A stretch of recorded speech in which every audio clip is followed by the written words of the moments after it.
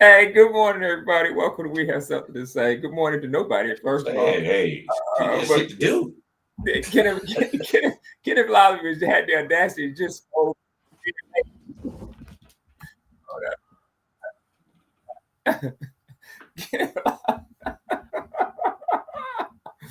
Kenneth, Kenneth scolded me about being late. Oh boy. Hey, hey, No, hold on. I wouldn't know. It wasn't about being late. You said you were trying to start talking about something, and I just pointed out to you it's 10 o'clock. Let's go ahead and get this started. Instead of worrying about what you're gonna say online before we get live, then go ahead and say it while we live. let me tell you something. Shame the devil. Miss What's the thing? Miss Lively show no, she taught you how to do a comeback. If she didn't teach your ass Oh, not a believe goddamn me, thing that else. is a family trait. Look, man, she didn't teach your ass not a goddamn thing else. You perfected how to land on your motherfucking feet and come back. In This 4 is true. years, I will give you told that. me. My mom did teach me that. Yeah, I know it. I know it. I told my brother's wife that story about me meeting her at the cookout too. My brother's wife had never heard it, and she just cracked up. And she's like, "You taking damn bullets from my husband?" I was like, "Let me tell you, bullets, weapons, grenades." I said, Kenneth had to come on and go, "Mama, that was 10 years ago." And that ain't even Judge Watkins you talking to. Yeah, but he can get to Judge Watkins.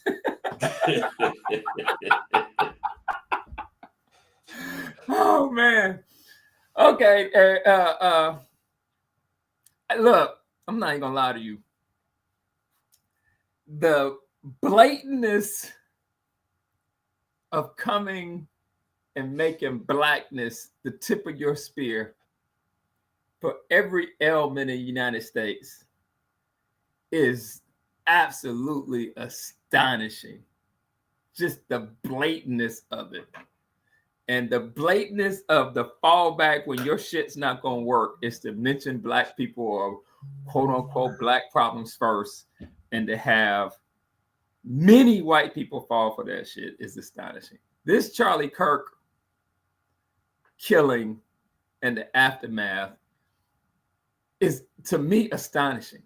It may not be astonishing to everybody else, but the fact that you had a white kid shoot another white man, and the white kid, according to published reports, because the Utah governor is not letting out a lot of stuff, neither is that imbecile Cash Patel. He was farther right than Charlie Kirk. And for them to find a way, for them to literally know their audience will go for anything anti-black, for them to start saying leftist, and I always tell people, leftist Democrat is just a code word for black people. They think the Democratic Party is a party of black people. That they could get any traction on that. And I'm watching white social media people who have been our allies, you know, as much as they can be, say this, that these particular people in this particular group can then say, I'm going to threaten HBCUs or anything African American, with it being in a state that, what would you say, it's got to be 99.6% white, right? Utah, it's got to be 99.6, somewhere around there. It ain't. If it's 100,000 black people in Utah, I'd be shocked. I'm not gonna lie, I would be. I know it's not 100,000. Oh, definitely 100,000. Yeah, definitely. No, it's not 100,000. You may have 20. You may have 20. That shit has even remotely gained traction. Well, let's say this. Good morning, Stacy. Stacy, my friend now on Facebook. Me and her be going back and forth. She sent me messages, and I just done took her from you.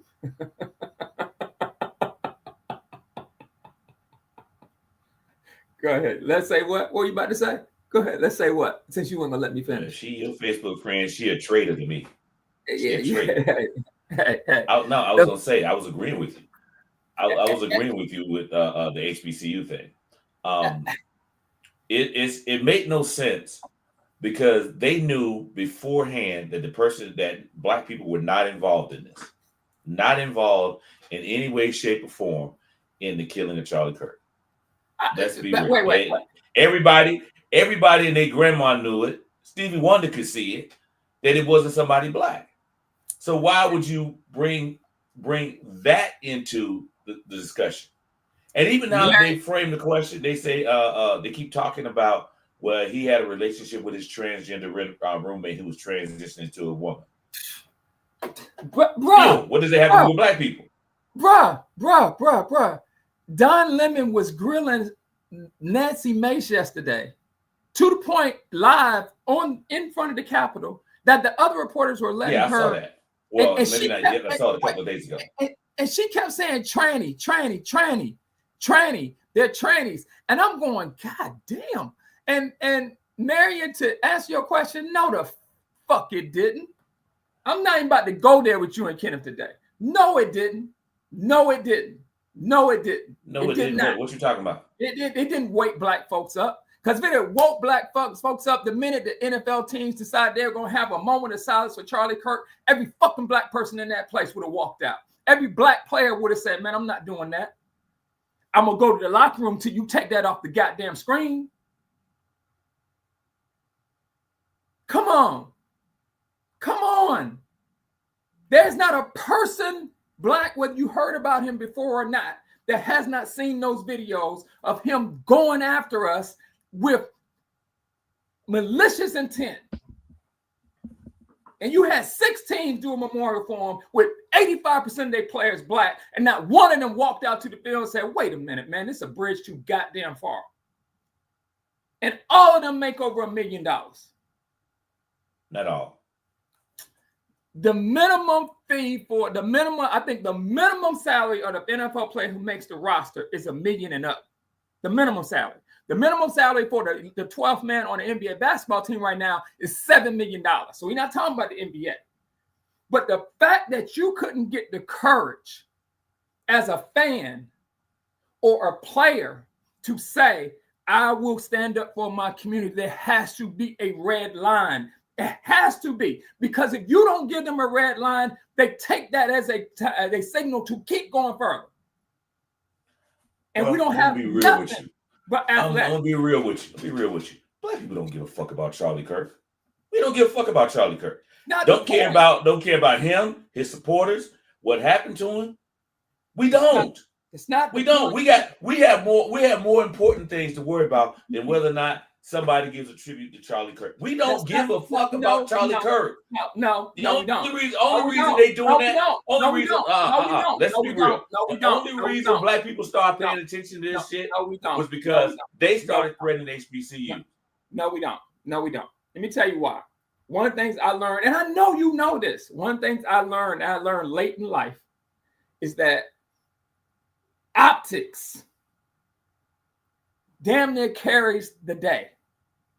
Optics. If I can go out and show Kenneth Lively as some type of no good, horrible father who doesn't take care of his kids, and I can do it with optics that I can attach and stitch together, I can totally affect your life if I have the means to do so, even if it's not true.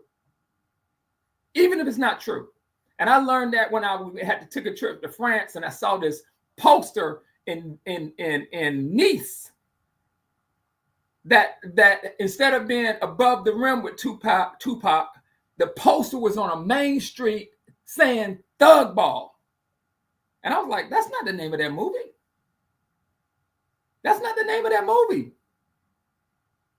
And it stunned me. And I'm like, oh shit, this is one of the reasons why they think like us in America is because of stuff like this. The optics. We have got to, if you don't send a loud enough message and we don't coalesce around something, me and you have to agree on something to coalesce around to send these corporations and these people a lot of, even on this app that we're on, where StreamYard hasn't really come out and said anything. But if we don't send a loud enough message to say this will not be tolerated, and I said it does not require violence. I've been saying that. there is a consequence to what they see and what they watch us and say. We come up with there is no, man, I get it. Look, I'm going off on tangents. Please forgive me because I have that visceral reaction to, for some reason, yesterday. And I seen the video Marion sent me for some reason yesterday as I'm sitting here watching people after people after people and corporation after corporation after corporation capitulate. And as I watch Isaac Hayes, who has this great video right now, the owner of fan base, sit there and talk about, this is what I didn't know, on Clubhouse. Did you see this, Kenneth? On Clubhouse, that Black rap culture and hip hop culture has made Clubhouse this huge new app. And I don't know much about Clubhouse. This huge app with almost the rappers and hip hop artists, they're on there. They have these open conversations. They fan. Just made it huge. Made the decision to put the white dude that killed the black dude on the subway, bring him on and hire him simply because they agreed with what happened on the subway. You choked that black kid to death. And y'all agreed to bring him on and teach him how to investment because you thought he was railroaded for killing a black kid on the subway? And I agree with Isaac Hayes. Every black creator should have dropped off a Clubhouse. Every last one of them. But it didn't matter to them. So when they see it don't matter to you, they just keep going and going and going and going. It's like that first scene. I'm gonna stop and let you talk. It's like that first scene I remember in the first Jurassic Park. The very first scene, if you remember it, when he showed the Australian dude with the cowboy hat and the raptors kept hitting the fence. And he told them, no, that's the raptors. They keep testing the weakness in the fence. And they keep going around the perimeter and hitting the fence to see where they can get in at. And they're going to keep hitting it. We have not coalesced around something that's sending a message. Even the Target thing obviously hasn't sent a loud enough message. Obviously.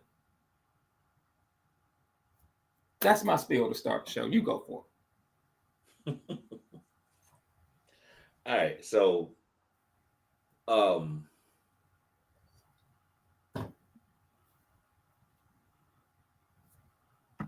what I was saying earlier, most black people didn't know who Charlie Kirk was. Stacey said she's been following since Obama.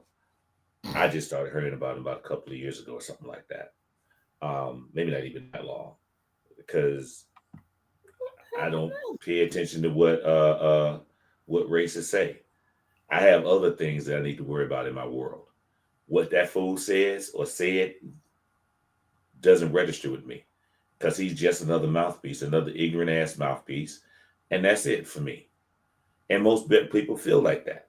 Now, whether or not we should take action against these companies that are doing something, trying to, what's the word I'm looking for? Make him seem as if he's an angel when we know that motherfucker wasn't shit. We know he wasn't shit. And people are coming out on social media. This is what this motherfucker said. And y'all trying to talk about he's an angel? He's a man of God? He was following Jesus? This is what he said. That's not Christ-like. And these are white people saying this. This ain't us. This is white people saying this stuff. It's not us. We've had to deal with this, with people like him, for centuries. Since we got here, 1619. We've had to deal with people like him. That's why the shit that he says doesn't register with us, doesn't bother us, because, or it does bother us, but we like, that's just what y'all do. On my day-to-day, I still got to go to work. I still got to pay my bills. I still got to do this. I still got to do that. I got to survive. So that motherfucker over there talking shit, fuck him. I'm going to keep it moving.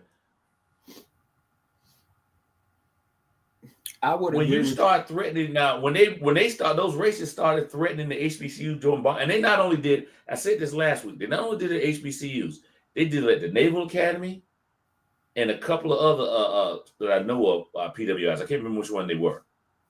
So it wasn't just HBCUs. But my thing is,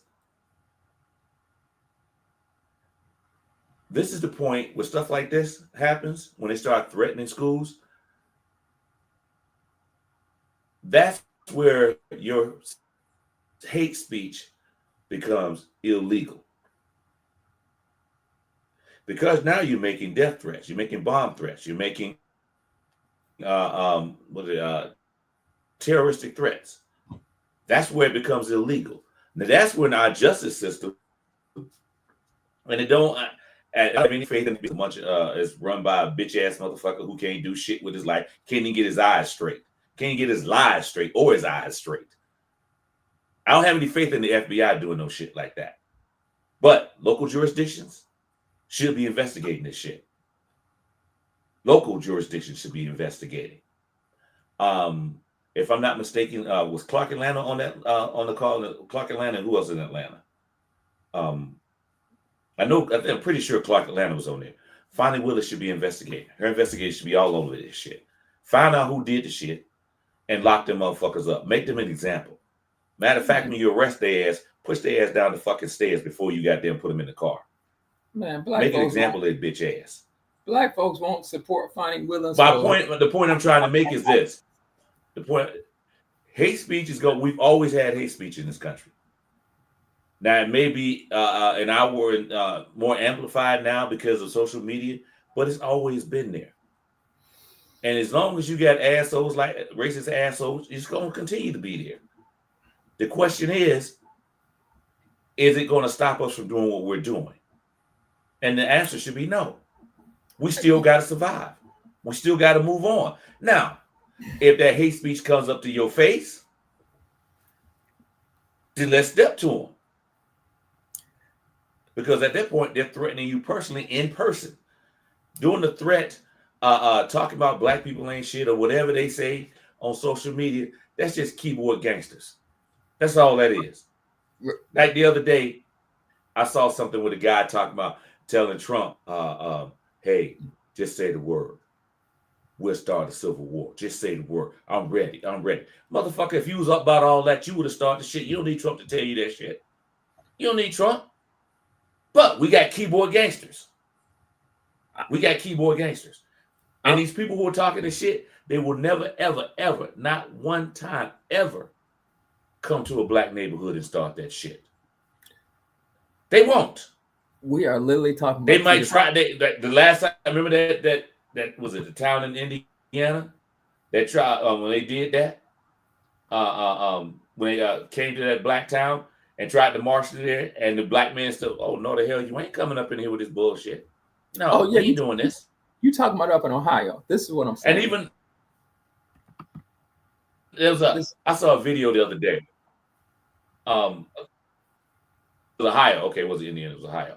I saw a video the other day where it was in Texas, where ICE came to this farm, this black-owned farm, and tried to do a raid. Owner stood up to us like, "What you doing here?" "Oh, we coming to check." No, you ain't. No, you ain't. You ain't coming on my property. Get the fuck off my property. Told him, "You got a warrant?" "No." "Get the fuck off my property. You ain't got no reason to be here. Get the fuck off my property." And all this shit was caught on tape. Him telling them, "Get the fuck off my property. You have no right to be on my property. Ain't nobody doing illegal here. You don't have a right. Get the fuck off my property." And he literally told them, "Get the fuck off my property."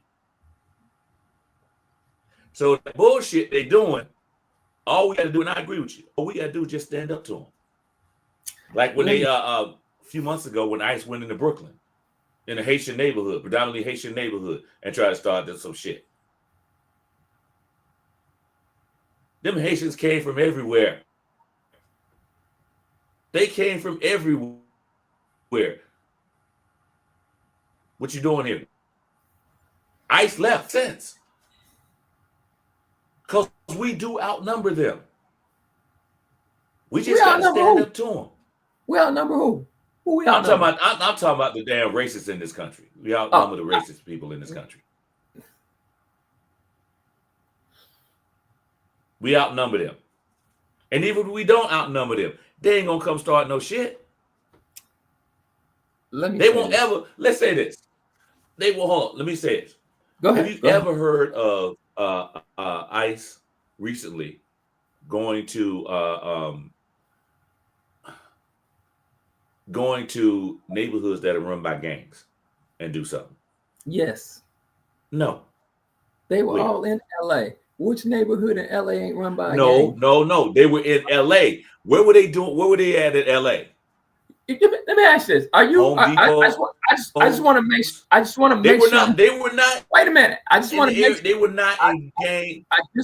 I just want to make sure I'm hearing you right. What you're saying to me is that a neighborhood run by gangs, whether it's Mexican, African American, Muslim, Serbian, I'm not whatever. saying. I'm not. Hold on. Let's say this. You're not hearing me out. I'm not saying that the gangs totally run the damn neighborhood where people don't live their life. I'm not saying that. I'm saying they're not going out where these gangs are. They're not going there. They went to Home Depot. They were arresting people at Home Depot. They did not go. They did not go after one gang member in those damn areas. Optics, Kenneth. Optics. It's not necessarily. Okay, whether it's optics or not, they still ain't do it. They ain't do it. They ain't about that life. Kenneth, let me tell you something. I can't let you get past with that one. There is not a group in the United States that and you used to be a part of this biggest group, that if the full weight of United States military or police state came into any neighborhood, that they wouldn't roll over everybody they came with. And you are 100% right when you go back and say the weapon we have. You said, wait, let me finish. I'm not saying that. Let me finish. You are 100% right when you say all this would not have happened if most of us has voted. So let me say that. Let me also say that when you say, because I don't want to get away from a point you made that I wanted to talk about. When you say I have other stuff I have to do in my life, which I agree. What I will tell you is, yes, but the policies they are enforcing are having real world consequences, particularly on Black women. 388,000 Black women now up until this point have lost their jobs. 88,000 of them were in the federal government. They're having real life consequences with the taxes that they're using, because in this distraction that they're doing, they are pushing policy about racist comments. Yeah, but I'm talking about racist comments in the context of the effect that it's having on the body politic and policies. I'm talking about racist content too. And I'm talking about the ability or the will of our community. And it's funny, this is a quick tangent. Our community to say, hey, wait a minute. Under no circumstances will we participate in anything that you do, because it will hurt your pockets before we will let you do this to our community. Under no circumstances. And when people talk about something we always talk about, the Montgomery bus boycott, and you go back and you read about the Montgomery boycott, like the nuances and the details, you understand that it was a smothering event. Like it smothered commerce, because they didn't believe that those poor Black people were spending enough money that it could damn near take down a whole town. And until we make the decision to say, and this is why, because I get it. Man, the NFL is like a third rail for Black men. Not me, but NFL and NFL content is like this third rail for Black men. That they're willing to do any fucking thing but not watch NFL football. And when NFL owners, and I love football, like I really like football. I like the smell of football. I like to watch football. Sometimes I like some of the violent hits. I'm like, oh, that dude's gonna be hurting for a while. But the atmosphere around football, every fall I can still remember Lumpkin Road Stadium and how it smells. Still, at my age, I can just remember how it smells. But not enough for me to let them oppress me. My friend Calvin Mackey just posted just a few minutes ago, it's the 50th anniversary of the Bear Bryant hoodwink, which was brilliant. I'm going to invite USC down here to Tuscaloosa to play Alabama that we think is good, because this ain't gonna work if other people get to have black players, and the Alabama State won't let me recruit black players. And USC whooped their ass because Bear Bryant understood that without black athletes, we will not win nothing. And people won't release. And all I'm saying is, at what point does the community outweigh the comfort of a few? That's all I'm asking. Like, is there no red line for us? And if it's not, this shit tell me, so I know I ain't got to have a red line. But if you keep sending your bodies, I was not only in high school, Grayson High School, I mean college, and he was professional. Grayson High School, y'all, and I'm gonna stop on this one. Let Kenneth finish. According to maybe Leonard, it was if the 90-minute had voted, it would have changed things in the 2022. Oh, so wait. Before I go on, okay, Marion, let's go on that. Is it checkmate then? Is it checkmate? And who told you all of why would you believe that if 90 people had voted, 90 million people had voted? Now, what 90 million are you talking about? Yeah, he's out. I don't know. And what 90 million are you talking about? And is it checkmate? Because if we had 5 million more black people voted, we would have won. Kamala Harris would have won the election. What 90 million are you talking about? He's out. I don't know. What 90 million are you talking about? Yeah, it's and is it checkmate? Sorry. That's all right. It's a checkmate. If that's what you believe, and you believe that nothing will affect the change, but Mary believes just pain, economic pain. We need to go into depression. We need to go into depression. We need to do this. We need to do that. Is it checkmate for our community? Or are you like Kenneth, the 90 million who didn't? Are you like Kenneth? Hey, we just gonna have to hope and pray and get through this because we've been the most resilient group of people on the United States of America since we fucking got here. My theory is y'all just talking shit. My theory is y'all think y'all can live like my father grew up and Kenneth's mama grew up, and Marion, you grew up part of your life. Y'all believe you can until that shit hits the fan. Miss Lively, Mr. Watkins, Mr. McMillan, Mr. Hornsby, all those folks were born into it. So they had adapted to it. Ain't none of y'all adapted to that shit and been born into that shit. And they pushing the envelope as far as they can push it. You don't have an enforcement arm of the civil rights movement. The Justice Department shut that shit down. You don't have a governor in Alabama. You got governors who are coming out being blatantly old school racists. Memphis is officially and for all practical purposes been taken over by Elon Musk. He can do what the fuck he want to do, and it's a black city. What are we talking about here? I'm getting some chicken.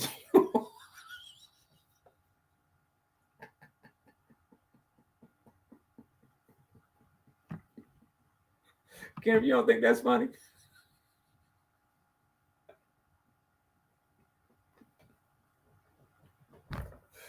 Okay, I'm gonna shut up, Kenneth. Go ahead. You got the next 15 minutes. I'm not gonna say a word.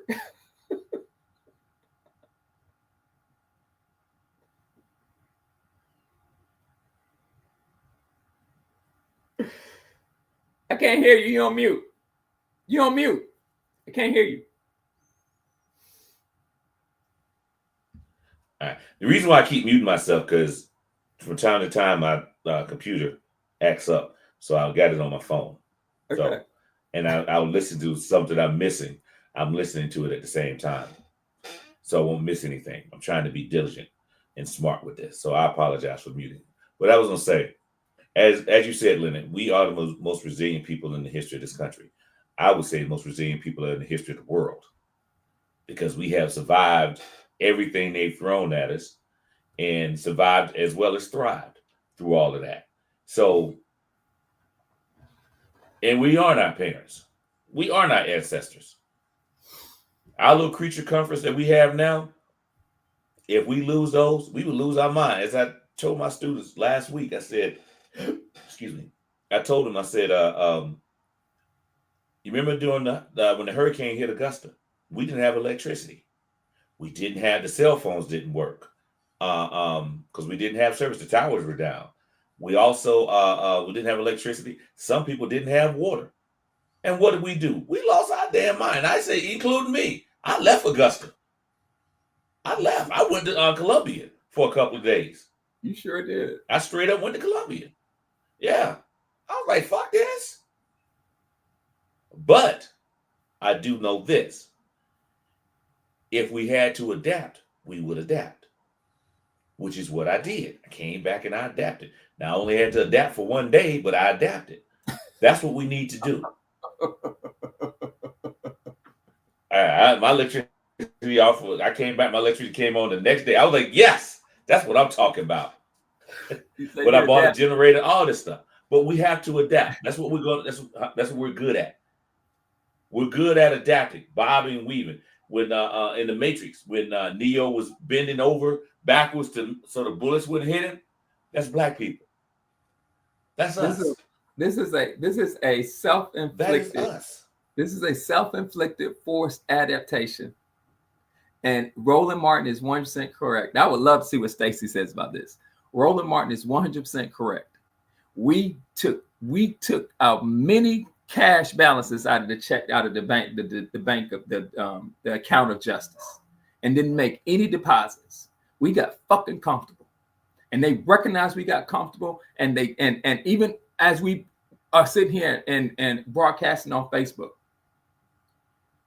we don't have anything that can get our message out, and they do what they want to do. All of us should go to fan base. All of us should go to Spiel. If you don't want us, fine. But there should be a collective, cataclysmic removal of Black culture voluntarily from those people that want to do us harm. You selling Black culture, you won't get none of that from us voluntarily. And anybody that breaks that bond needs to be ostracized and pushed out of the community. Because it's about your comfort. Not your kids, not your grandkids. Because unless you have something, and the crazy thing about it is, this is not something we even asked for. That's what's freaking me to mess out. We didn't ask for this. We didn't do anything to deserve this. Nothing. A white boy in the whitest state killed another white boy because his speech wasn't hateful enough.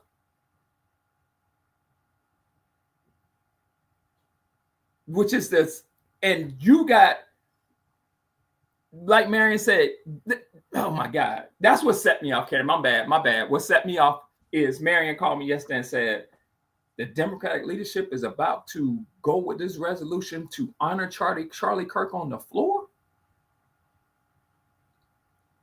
What? If it's a Black person to vote for that, man, he need to be primaried and drummed right out of the community. Drum right out of the community. Hakeem Jeffries. That's his thing. That's his thing. Him and Richie Torres let's say this. Democrats. Oh my God. We shouldn't bow down to any community. We shouldn't be called racist because we said we're not bowing down to the Jewish community. Because you have said it, I have said it, Marion said, there's so much history. We have bent over backwards to help people who come into this community, this country. We have bent over backwards from our experience. It's just too much evidence that says it. Too much. And you gonna bend down to AIPAC? And if Mark Zuckerberg's one, maybe we ought to just leave his app. Maybe we ought to bite that bullet and, man, shoot, all this time and effort I put on Facebook, and this is what he does.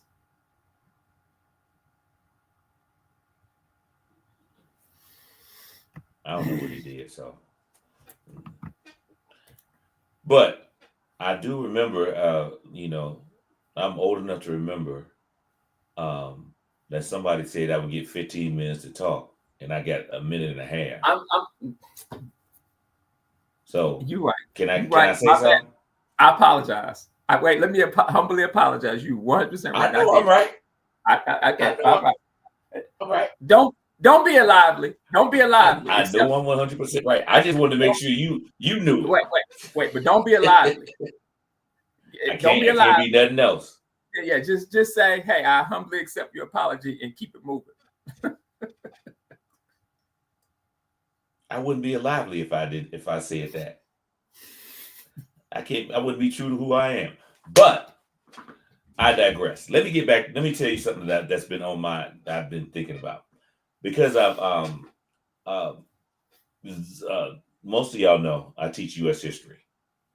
And I'm at the point now where I'm talking about the Constitution, which is my favorite thing to talk about in terms of history. And as I told my students, and I tell them this all the time, I said, to me, the U.S. Constitution is one of the greatest documents ever written. And I said, not because it's perfect, because it's imperfect. And they recognize those old racist white slave owners recognized that it wasn't perfect.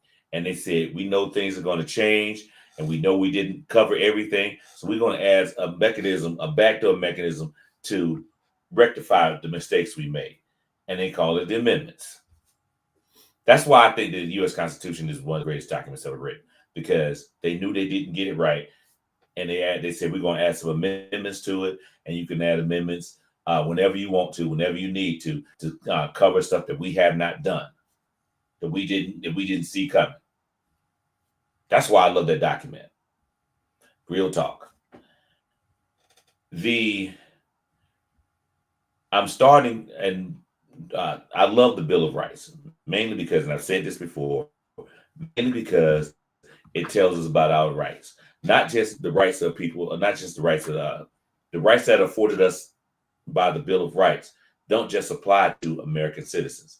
It applies to anybody that comes into our country, whether you're here for a day, a week, a month, years, whatever. We're all afforded the same rights. So, one of the things when I talk about it, I always talk about, of course, you start off with the First Amendment, and my students, they all know what the First Amendment is: freedom of speech. I tell them about the other parts of it: freedom of the press, right to assembly, religion, and right to petition the government. And I break down each one of those so that they understand why that. And one thing I always tell them also, I ask them, why does the First Amendment have 5 parts to it? And of course they don't know. Nobody's ever taught it to them. It has 5 parts because those were the things that they thought were the most important things. So instead of putting 1 through 5, they put all 5 of them in one. Said these are the most important rights that you have right now. We saw this week with the cancellation of Jimmy Kimmel's show. Not that I'd never watched Jimmy Kimmel's show. I may have maybe watched 2 minutes of it or something, a monologue or something like that, or maybe see it later on online or something he says. So I'm not personally invested in that show. But what I am personally invested in is the erosion of freedom of the press or First Amendment rights, period. So you got Trump threatening television networks if they air stuff about the news programs, air stuff about him that are negative. Then he's turning around and saying that he's threatening their licenses. And you had the FCC chairman come on yesterday. I think it was either yesterday or Thursday, and say, listen, we need to examine, on a podcast. What'd you say? He came on a podcast. Yeah, y'all need to watch what you say and regulate what your people are saying, or we're going to review your license. That is a threat to the freedom of press and freedom of speech. Literally. Those are existential threats to those 2 rights. Also, you throw in there the fact that a few months ago, and he said it several times, Trump said, if we have people protesting, we're going to clamp down on the protesters. That's freedom of assembly. And I tell my students this all the time. The most American thing you can do is protest. That's the most American thing you can do. This country was founded on protest. And I said, as black people, we have a special connection to protest because the first person killed in defense of this country was a black man, Christmas Addicts. He was the first person killed in the Boston Massacre. So we have a history of black people protesting in this country. And then for them to say that you can't protest, that's another violation of the First Amendment. So here you have freedom of speech being stifled, freedom of the press being stifled, the right to assembly, peacefully assembly, being stifled. And we all know, and everybody in Trump's administration knows this shit is illegal.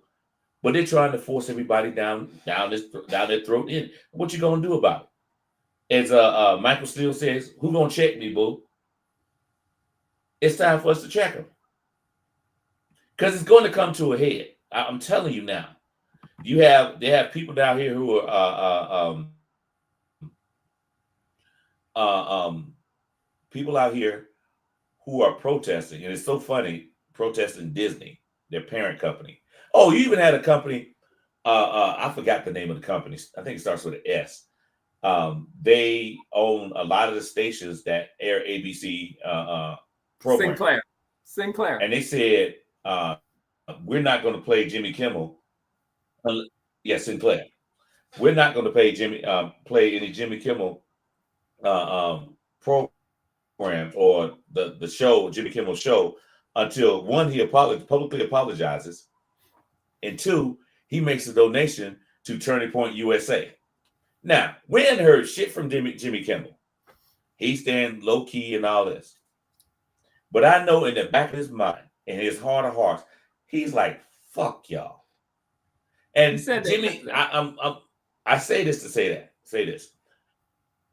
He said, fuck y'all? He said. Did he say that? What the reports say, fuck y'all. What the reports are saying is that he told leadership under no circumstances was he apologized. He hadn't done anything wrong. Under no circumstances. Oh. And that's when they pulled him off. He hadn't done it. He didn't. I don't know what he said. Yeah, I don't know what he said because I don't know what the program, and it really don't make a difference. I know this. I know he didn't celebrate the man's death. He probably made comments about who did it and why they did it or whatever. But if he did celebrate his death, that's covered under the First Amendment. He sued him? That's literally covered under the First Amendment. Wait, look what Stacey just said. Jimmy sued him? Shit. For $1 billion? Hey. But see, this is the other part of it. So if Jimmy Kimmel never comes back on, he never comes back on the air, Jimmy Kimmel will be all right. I'm more concerned about the people who work for him, the people behind the scenes on the show, and their how they're going to live, because that's taking away their livelihood. And if I were them, I'd sue too, because getting thrown off the show actually hurts their bottom line, hurts their money, which doesn't make any sense because he didn't say anything wrong. Charlie Kirk said a whole lot worse about George Floyd than anybody's ever said about Charlie Kirk. But these practices, these things that Trump is doing, his administration is doing. Of course, it was outlined in Project 2025. Matter of fact, the head of the FCC is one who wrote the section on the FCC in Project 2025, talking about snatching license if they don't comply with the government or do what the government says or whatever. He's the one who wrote that chapter in the book. So we know where his stance is. We know what he is doing. And is illegal. Is a violation of the First Amendment. But the total picture of what's going on is Trump is trying to turn America into a dictatorship. He's well on his way to do it. The question is, whose side are the people going to be on? Now, you got those racist people who, despite the fact that this is going to mess them up, the stuff that he's doing has messed him up a lot more because there's a lot more of them, not in the races, but a lot more poor white people in this country than there are poor black people in this country. So his practices, what he's done since he's been in office, has hurt them more than it's hurt us. The question is, whose side are they going to be on? Whose side are they going to be on? We know we got some military leaders that are either complicit with Trump or scared to death of losing their position. Whose side are they going to be on? Because this is the thing. This gravy train they're on is going to derail soon. It's going to derail. It's going to derail. And there's going to be a lot of casualties when it derails. The question is, do you want to be one of the casualties, or you want to be one of the people that's standing on the side looking at them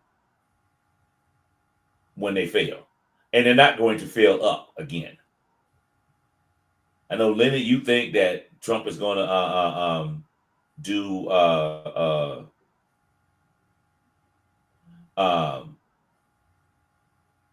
Leonard, you think that, I just read what Marion said, it threw off my thought process because I'm going to respond to that too. You think that, well, just let me just address what Marion says because I forgot what I was going to say. You're right, Marion. It does not, freedom of speech does not affect, has nothing to do with his employer. What is his employer has the right to fire him. That's a legal issue. But this is the thing. The employer cannot, the government cannot force the employer to fire him, which is what the government did. That's the problem. If they wanted to, like here in Georgia, we have, and I had never heard of this till I got here, till I moved back here as an adult. They have a right to work state. An employee in the state of Georgia can fire you for whatever reason they want to, unless you can prove that it was because of discrimination or something like that. But that's kind of hard to prove. They can fire you for whatever grounds they come up with. They can do it, unless you can prove there's some type of discrimination or something like that. So ABC has the right to cancel that show, to fire Jimmy Kimmel and get rid of the show. Every right. But the federal government can't tell ABC he needs to go, and that's what they did. That's the problem.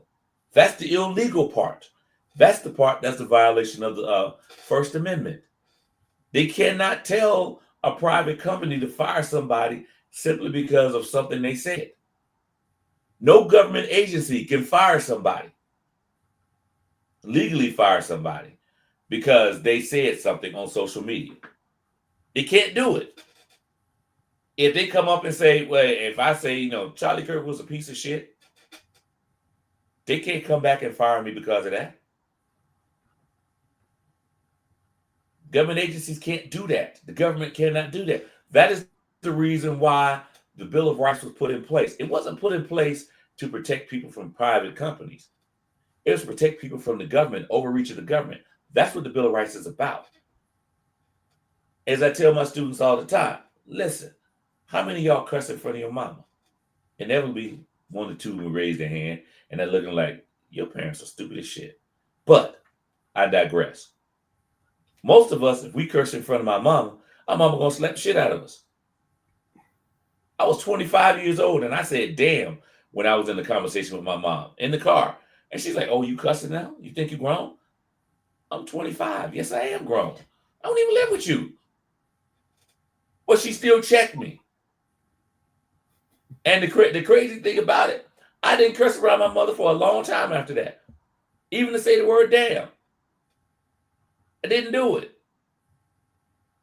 So the First Amendment, the Bill of Rights, are to protect the citizens from the government, not from companies. Companies can regulate their speech, but if they do it at the request of the federal government to fire somebody, then that's the illegal part. That's it. Because that is protected against the government. His First Amendment right, freedom of speech, protesting. And then when the government says, if you don't cut down on this negative content, this negative comments about President Biden, I mean, not President Biden, President, whatever that fool is, Trump. If you don't cut down on that, we're going to snatch your license. That's clearly a First Amendment right violation. Oh, you mean you said the companies can't be sued? Yeah, I didn't say the companies couldn't be sued. I didn't say that. I just said they have the right to fire somebody. And if he should, well, if he's smart, he'll put the FCC as a co-defendant in that case. Sue the government. Because they're the ones who did that. That would be the smart thing to do. Eventually, I'll say this, and there's one of the things I want to say about the protests. This is what I think I was going to say. You have a lot of white people who are upset about Jimmy Kimmel losing his job. You even have some Trump supporters. What's old boy Tucker Carlson came out and said that, talked about that. You know, oh, they no, this is not right. You can't do this. This is Tucker Carlson. I mean, he was on Trump's jock like a pit bull. So that's not a left wing, a Democrat or something. That is a Republican, a MAGA supporter who's saying this is not right. Because when Trump leaves office, if y'all let this precedent go through, the next president can do the exact same thing to Fox News. They can do it to Fox News. And they realize, and do it to any other news, Newsmax, any of them. They can do it to any of them. So he's creating this world. When the Supreme Court told Trump that he could do almost anything and get away with it, as long as it's in the interest of national security or whatever, best interest of the country, when they said that, and Leonard, we talked about this. You said Joe Biden should have done a whole bunch of shit right then. A whole bunch of shit. He should have went ahead, had Trump arrested, publicly arrested, all Trump supporters arrested, prosecuted for whatever. He should have used the Justice Department just as Trump is doing it now. He should have done that. You don't think the next president, which is not going to be a Republican, it's not going to be a Republican. I can tell you that now. The next president won't use that power. I know I would. I would be that motherfucking petty. I'd be petty as hell. Everybody in Trump's family would be locked the fuck up. Every single one of them. I would have the Justice Department get his daughters, his sons, his wife, his son-in-law, because we know they all doing something illegal.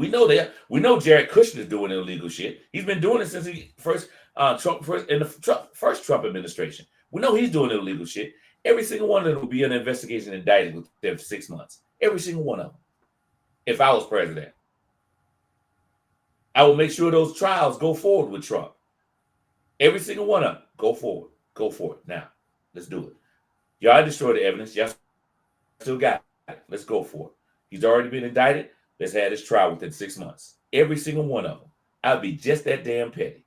Just that damn petty. Every single member of his administration, every single one of them will be investigated and locked up for the illegal shit that they're doing. I would be that petty. Because the Supreme Court said I can do it.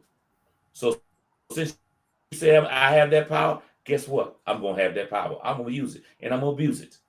Just like he did. So when this gravy train derails, next year, 2 years, however, when it derails, whoever the next president is, and it's going to be a Democrat, and next president needs to use all this shit against them. Every single one of them. Every single one of them. And the crazy thing is, they're actually doing illegal shit. So you don't even have to. You don't even have to do anything illegal, improper to get them indicted and convicted of a crime. Because they're openly doing illegal shit. Openly doing it. So you don't have to do anything special. You don't have to do anything illegal. You don't have to violate their constitutional rights. But they punk asses will be going to jail. will be going to prison. And it won't be no club fed either. They will not get no, they will not, and I repeat, will not go to club fed. They will go to the deepest, darkest, worst prison, federal prison we got in the system. That's where they would go. Send his wife to the Congo. I wouldn't do that to the Congolese. They'd have to look at her ugly ass. Send her ass back to where she. Matter of fact, lock her up too, because she benefited from this shit too. Lock all of them up. I don't give a damn. But, and I'm listen, y'all think I'm joking. I'm actually serious. If I was president, that's what I'd do. But I say this: we're going to get to the point. We're at a tipping point now. We're at a tipping point, and there's going to be a lot more protests in this country. It is. There's going to be protests, a lot more, and it won't be just a Saturday thing.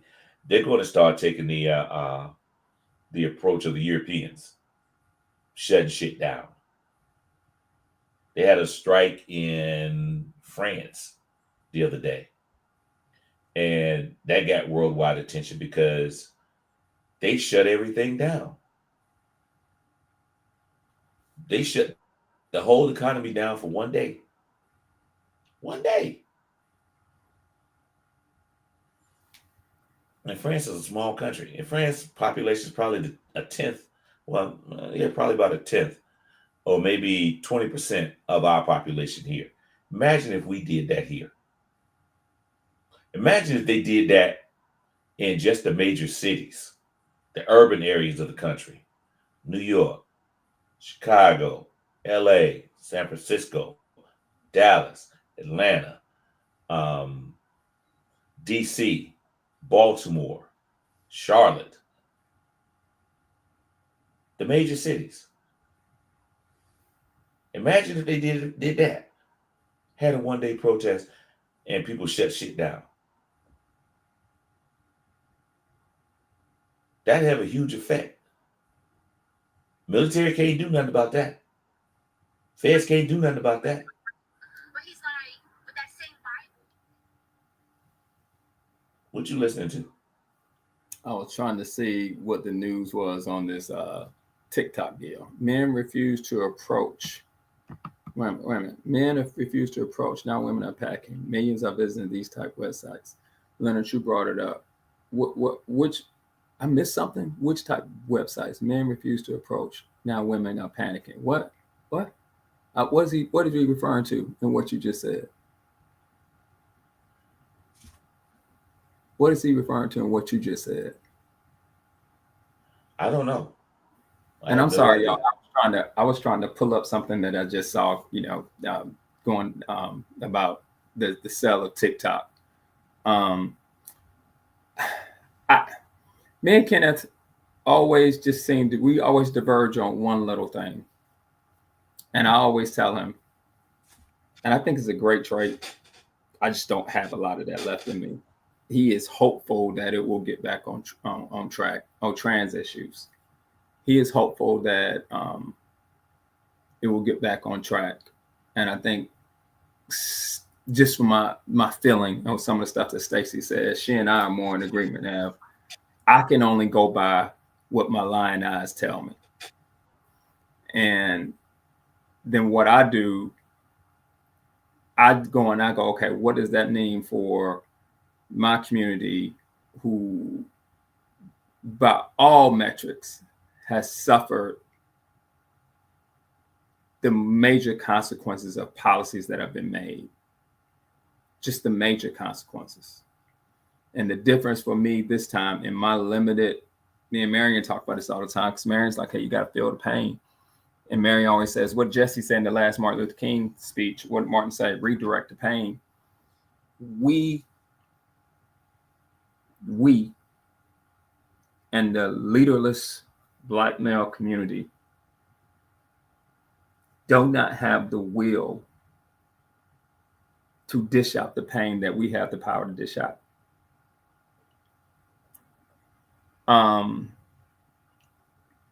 And for me, I always try to put this in the lens of Kenny, Shantae, my kids, my grandkids, Stacy's kids, we have to coalesce around something to say, this is our red line. And the only thing that I can see, me and Marion have talked about this a long time, is for 400 years, it's been about our bodies. For 400 years. The gold is the body of people out of the African diaspora, particularly African Americans. And I do believe that journey changed this group of people a lot. And they only respond. And I always say it doesn't have to be violent, but it has to be directed. And it has to be cataclysmic. And it has to be loud. And somebody's going to have to be the example. And when you have states like, and Georgia's not as bad. People say you keep leaving out Georgia. I go, yeah, because if I compare Georgia to Alabama, Mississippi, and Greg Abbott, and Ron DeSantis, and Bill Lee out of Tennessee, and the North Carolina State Legislature, Georgia has not been as blatant as those states when it comes to what they're willing to do to us. And until we make the decision to say we will not send them any more black bodies to any institution that is bowed down, because I'm about to cancel my Disney Plus subscription, and that's my favorite subscription. That's my favorite one, but it's got to go. Until we send a message to the biggest, loudest state that's doing the most and is willing to do the most to our kids. And it's funny because Michael Bennett, the former football player, has wrote a book about this. Man, he is a smart dude. He and his brother have always been smart about when they on the field, it's one of us. When they off the field, it's not one of us. Until we're willing to send that message, until we are willing to send that message and to punish people in our communities that's not going to stand with us, and sending a message that should be sent that's not even a violent message. It's not violent. We aren't tearing stuff up. We aren't burning down buildings. But we are saying we will not help Auburn. We will not help Alabama. If it's Alabama, we will not help you oppress us by sending you bodies to make your athletic departments billions, if that's all we got. And if Jerry Jones, his 88-year-old racist ass, and his son, and it was personal what they did to Michael Parsons. We all know that. Kenneth, you know that. That was a personal move. You didn't want this black guy telling you how you're going to have to pay him. You're not willing to pull that stuff out their pocket and make it hurt. Like Marion said, redistributed pain. We're stuck. And I don't want to have these conversations that we aren't. I don't want to have a conversation about resiliency, because we don't have to be resilient in pain without giving back some sort of economic pain. We don't. And football is not that important to me.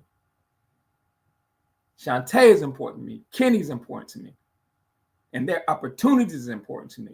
And opportunities that we earn for them. And opportunities that our parents earn for them. And that is rightfully ours.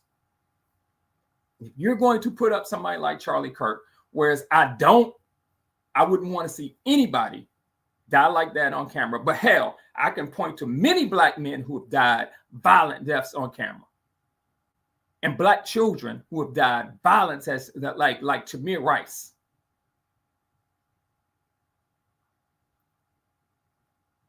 That's what they're understand. Because I promise you, the masses of white people in those states don't want to see the University of Alabama go 0-11. They don't want to see Auburn go 0-11. They don't want to see Troy State go 0-11. And then turn around and see Tuskegee at 12-0. And they will run to change that policy. Them rural legislators who doing this stuff and both this stuff, their constituents will run to make them change that policy. Because they ain't about to lose no niggas on the football field or the basketball field. And all that oil money in the world in Texas won't be able to change the fact that ain't no black players coming to the University of Texas, University of Houston, Texas A&M to make y'all billions of dollars.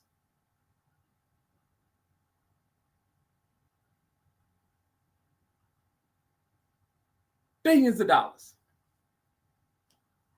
And those 6 NFL teams that decided they were going to make that decision in spite of their players, they do that because them players, the NFLPA is the weakest union on the planet. The weakest. Those guys have had bonuses that were at least that should last them for 6 months. And they did not get there by themselves. That's bullshit. You got there because you played against community guys and community organizations first and honed your skills against other black guys who are not just regular black guys who do regular work, who are going to get punished for these policies. And you can't look out for your community? Stephen A. Smith, you come out and say some of the stuff you said, you ought to be slapped. It ain't about you. If this were Jewish people, they would make you pay, and rightfully so. They will make you pay, and rightfully so. And I would understand if that's why they made you pay. I understand why AIPAC does what. I don't agree, but I get it. Because no matter what y'all want to say on this app and on this show, until they had a sovereign land, I'm not saying how they got it, and they have borders, they realize we are constantly vulnerable. And y'all ain't gonna do nothing to take this land from us before we burn this whole planet down. That's how they see it. Because they watch what happened to them in the Holocaust. They watch people watch them get slaughtered. The great thing about being African American right now to me is the 1964 Civil Rights Act.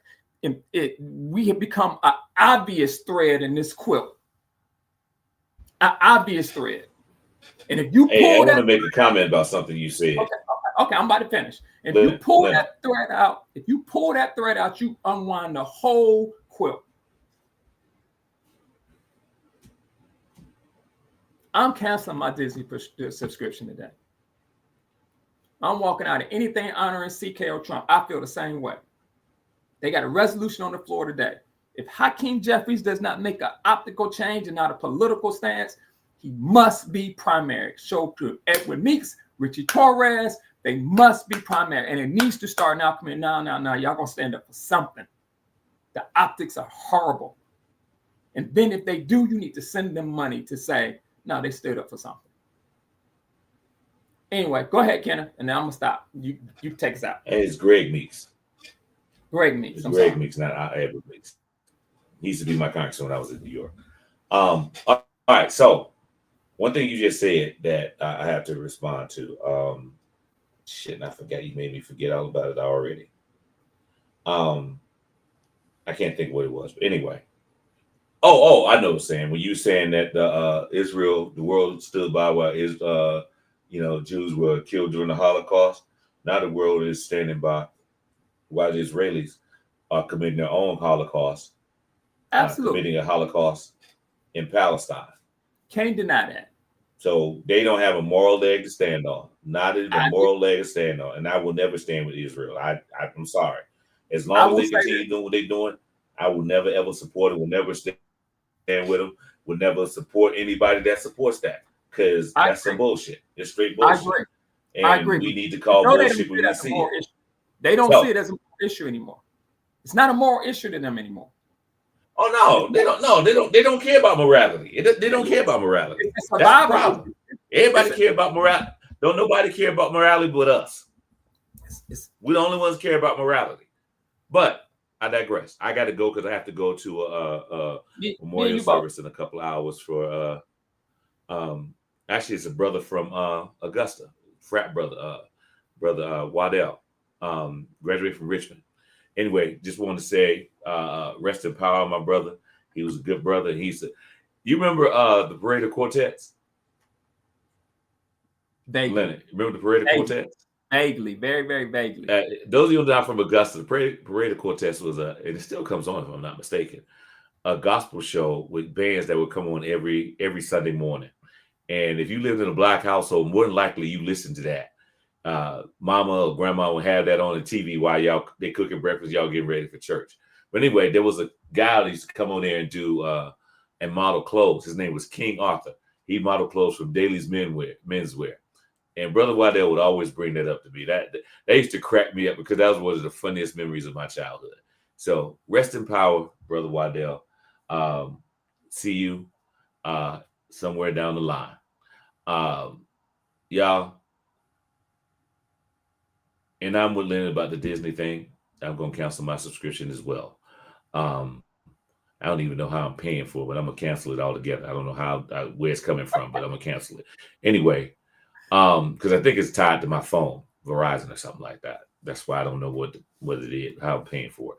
But anyway, y'all educate somebody, talk to somebody, let them know what's going on in the world. Not let our people walk around ignorant to what's going on in the world and the reality of what's going on. Tell them to make a principled stand on something. You know, we started with Target. Let's move on to Disney. On somebody else. They'll get the hint. I know, you know, our kids want to Disney, go to Disney World or Disneyland and all that. Don't go. I won't go now because it's in Florida, period. You know, I wouldn't have gone either way to the one in Florida. But, you know, I know your grandkids like it. If you got kids at the small age or grandkids, don't go. Don't do it. Don't give them no money. Let them suffer. I'm looking for that post state downstairs. And anybody else. Anybody else that's hurt that community. We don't need somebody to tell us who to protest against, who not to spend our money with. Just go ahead and do it. You ain't got to announce it. Just do it. If that's what you feel like doing, if you feel principled enough to do it, go ahead and do it. We're not going to call you out for it. We'll praise you for it. Believe me. But just do it. Whatever principle stand you want to make, whatever the red line is for you, that if somebody crosses it, you're going to, if somebody crosses that red line, you're going to stop doing this or doing that, then do it. Please, by all means, let us know. We will praise you. We will always praise you for that. Let me say this and get off the air, boy. I want to say this. I wanted to say this emphatically because I had to go to a meeting the other day at the city of Atlanta. There's never been a public policy. This is how we stand on our morals as a community. There's never been a public policy that has been suggested by African Americans that was not good for everybody. And we need to stand on that when we're talking to people. There has never been a public policy that everybody would not have benefited, including public education that came out of South Carolina during Reconstruction. And we need to stand on that when people talk shit to us. We need to tell them we are the only ones who has a public policy that's had some influence on public policy that did not encompass the whole, no matter what anybody says. And when they start talking that shit, you need to tell them. Name one policy that African Americans, and particularly African American women, have ever suggested that did not encompass everybody. When they start talking that shit, and stand on it. So anyway, I got to go. Kenneth got to go. Hold your deuces sign up, partner. I got to be somewhere. I'm late. See y'all next week. Be safe. Bye, y'all. Have fun. Thanks.